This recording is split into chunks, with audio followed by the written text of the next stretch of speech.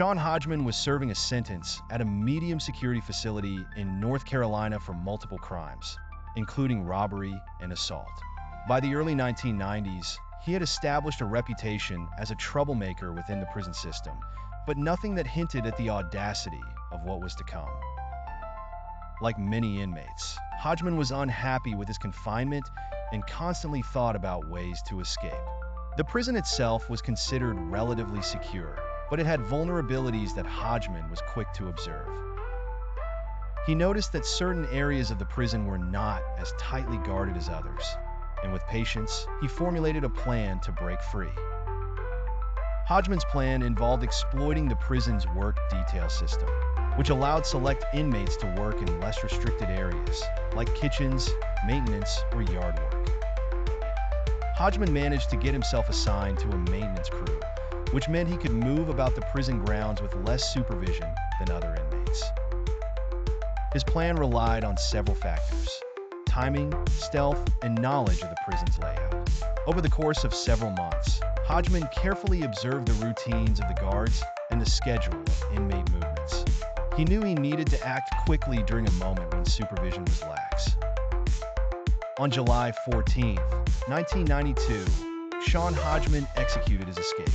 While on work detail in a remote area of the prison grounds, Hodgman slipped away from the other inmates and the guards. Using tools that had been left unattended, he managed to cut through a poorly secured fence. Once through the fence, Hodgman made a mad dash into the surrounding forested area. The prison was located near a large stretch of woods, giving him the perfect cover to hide and evade capture. By the time the guards noticed he was missing, Hodgman had already disappeared into the dense trees. The escape triggered a full-scale search operation. Law enforcement agencies, along with dogs and helicopters, were deployed to track down Hodgman. However, his head start and knowledge of the area worked to his advantage. He had prepared for life on the run by learning about survival in the wilderness, and he managed to stay hidden for several days. Despite the massive manhunt, Hodgman remained at large for almost a week. His ability to evade capture for so long was impressive, given the resources that were being deployed to find him. Eventually, however, law enforcement received a tip from a local resident who had spotted someone matching Hodgman's description near their property. On July 20, 1992, 6 days after his escape, Hodgman was recaptured by local authorities in a nearby town. Weary and desperate, he offered no resistance during his arrest. He was returned to prison under much tighter security, and his escape prompted a thorough review of the prison's procedures.